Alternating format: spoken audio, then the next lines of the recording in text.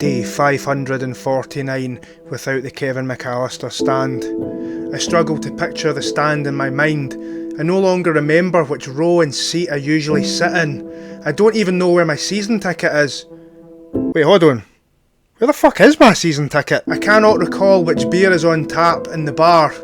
I forget entirely the price of a pie sports pie. Pretty sure they are quite cheap though. Come back to me, and say my stand is best.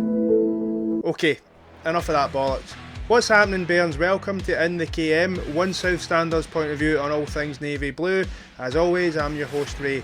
Today's video, we will be looking ahead to Saturday's trip to Starks Park, where we will take on Raith Rovers and hopefully tick off the last remaining club on the Falkirk revenge hit list. I'll also be giving you my match predictions for the game as well. First off, something I want to address regarding just a wee bit more fallout from the game on Sunday there. I can't help but echo some of the points that Ross Wayne made on Falkirk Daft regarding this in terms of the Celtic supporters. It was nice at first, the back patting and the congratulations and that, but it's starting to get it's getting a wee bit old now. The thing is, we know we're a decent team. We don't need other supporters at other teams to tell us that we're good. We know we're good. So, I'm kind of glad that we've got another game to look forward to now, and we can stop all this faux loving. Like what Ross said as well, it feels like, is it possibly just a dig at Rangers because, look at the championship team, look at the shitey wee championship team that outplayed supposedly the second best team. Anyway, I digress. I don't want to make this video about any of that. In terms of news I wanted to touch on, there's been no approach by Hearts for John McGlynn. That's good so far. And nothing as of yet with regards to St Johnstone either. St Johnstone, however, did approach Scott Brown at Ayr, but he apparently turned them down and announced a new contract had been signed up until 2027, just earlier today actually. So they're still on the hunt for a new gaffer. Interesting to know what his reasons were for turning that down. But anyway, this isn't an Ayr United pod. In terms of injuries, nothing new to report yet with regards to the concerns around McKeever and Yates, and of course Morrison as well. Still really hoping everything's going okay with Callum Morrison, but not seeing any new updates regarding that. Now, into some of the stats going into this game in terms of head-to-heads, etc. This is the first time that we've played Raith Rovers since the 27th of November 2021, and it was a Scottish Cup match, and it was at the stadium. We unfortunately lost that game 2-1 at home, and it was John McGlynn that was in charge of Raith at the time, funnily enough. In terms of some familiar faces, Tom Lang, Brad Spencer and Ethan Ross all played in this particular match for Raith Rovers, with Ethan Ross picking up the winner in the 2-1 loss. In terms of familiar faces that are still at the club on the Falkirk side, there was still Leon McCann, Aidan Nesbitt and Callum Morrison in the Falkirk side, and Morrison scored in that match as well. Our recent record against Raith Rovers does not make pretty viewing, I'm afraid, Bairns. The recent record is absolutely barking. We haven't beaten Raith in the last 5 attempts. We've got the aforementioned loss, couple of 1-each draws, a 2-2 draw and a 2-0 loss as well. The one I want to speak about most, however, and I'm sure I don't need to remind anybody regarding this, but the first of the 1-1 draws, that was on 3rd of March 2020, 1 week before the COVID shutdown, and a win in that game, not that we knew this at the time, but a win in that game would have actually seen us get promoted, and we narrowly missed out when the league got called early, and Raith Rovers benefited from an absolutely fucking calamitous decision that also seen teams like Hearts and Partick Thistle relegated when they had things like games in hand over teams that they had already beaten multiple times. Whole idea was an absolute complete fucking shambles, and I would like to completely move on and not spend any more time talking about this. Okay, so on to Raith Rovers, some info regarding them, how they're looking going into this match. So their new gaffer, Neil Collins, has yet to win as manager. They were looking like that was going to be the case last Saturday when they were against Hamilton Accies. They were 3-1 up, and unfortunately for Raith Rovers, they lost a couple of goals, including a last gasp equaliser by Ollie Shaw, who is, I know we like to laugh at Hamilton Accies and laugh at how tin pot they are, and rightfully so. And just as a sidebar to that, fuck Accies for charging £26 for tickets. That's neither here nor there. I just wanted to get that out there. But you've got to give them credit. They signed Ollie Shaw, who's looking like a really, really decent player for them. Very, very good signing there. Be interesting to know what kind of money he's on. But anyway, so he snatched a last gasp equaliser for them, denying the new gaffer his first win. So the way it looks for Raith Rovers in the last five is the aforementioned draw and then 4 defeats on the bounce before that. So they would have been really desperate to get that win there, and it's been denied. They're in poor form. There's no denying they're in poor form, but they are still a good team, and I think that even though that draw will feel like a loss to them, I'm sure it will to any Raith Rovers supporter, it's surely got to feel like a bit of a turning the corner moment. Like if you're going from losing games to conceding equalisers at the end, that's not great either, but it's better than losing games, and it means that they might be back on the way up.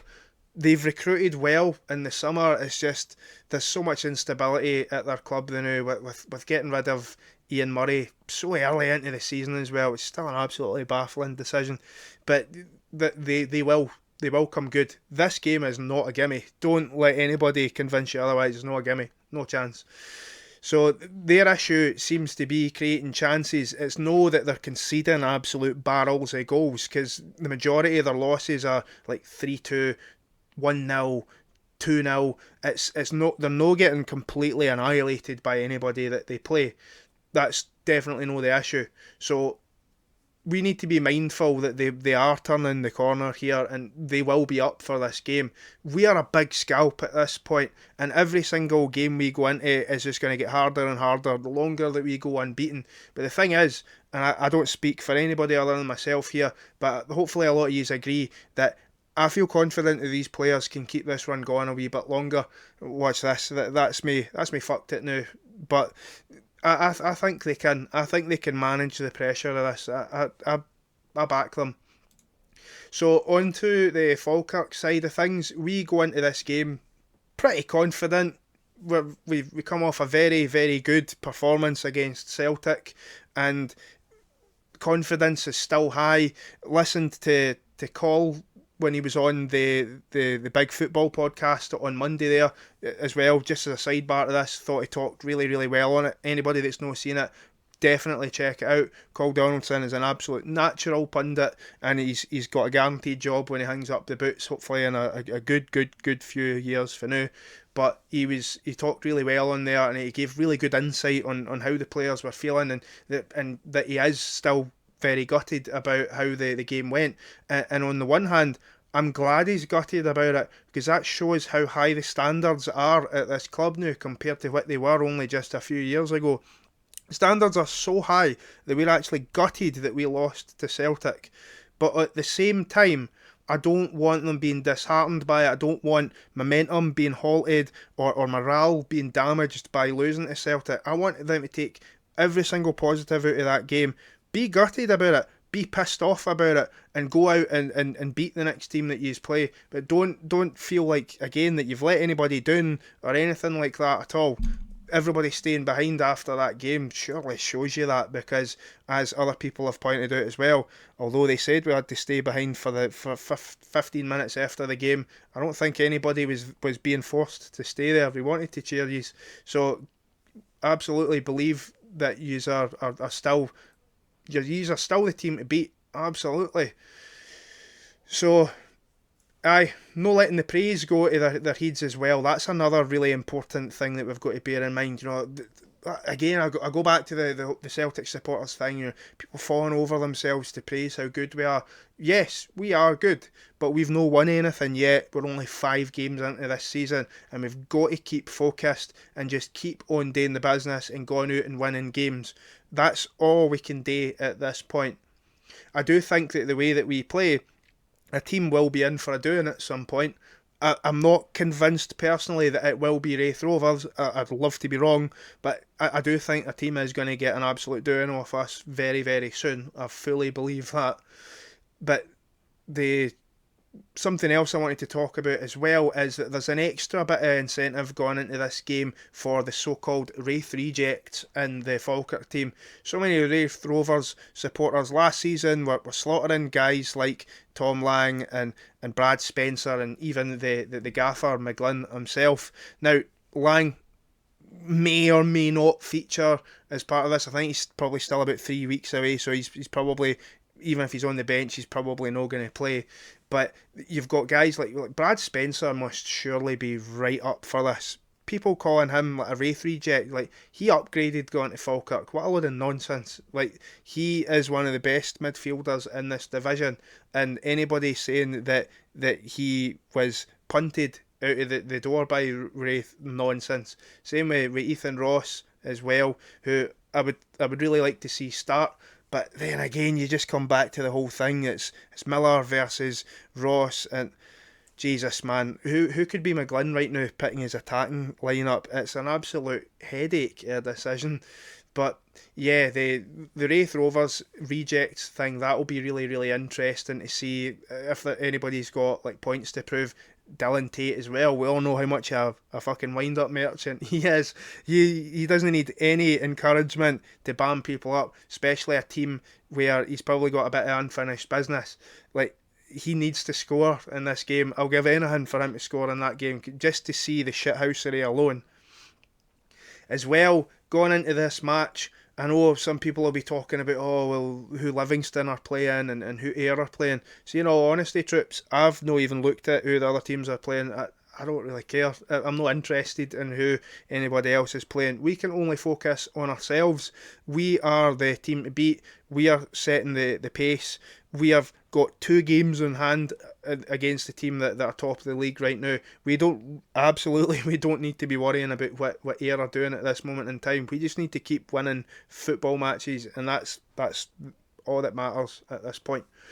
So in terms of predictions, as I've already alluded to a wee bit, this is going to be a tough game. I don't think this is going to be a walk in the park at all. Not that any games at this level are, but I think this will be a tough one. Don't think there will be a lot in it. We are still riding the crest of a wave that's practically a tsunami at this point, but I think as well, with the fact that Raith are starting to turn the corner a little bit, I think that might be a little bit of an equaliser, and I think that we will find it tough. I do think that we will win the game as long as we approach this game in the right mindset and go into this game still knowing that there's work to be done and not going in overconfident and maybe taking our eyes off the ball a little bit due to all the praise and all the adulation and things of the last week. We get all that sorted, and I'm confident that the team will, because I don't see John McGlynn sending us out to play like that, and I don't think Cole Donaldson would allow it either. I'm confident we'll win if that is the case, and I'm going to go for a wee cheeky 2-1 to the Bairns. And yeah, let me know below what you all think as well, and don't forget to like, share and subscribe. As I've said before, the dream is to get to 1876 subscribers. We are a long way off there now, so please do subscribe. It really does help. And just want to say as well, take care everyone, and I'll catch you later, and Moan the Bairns.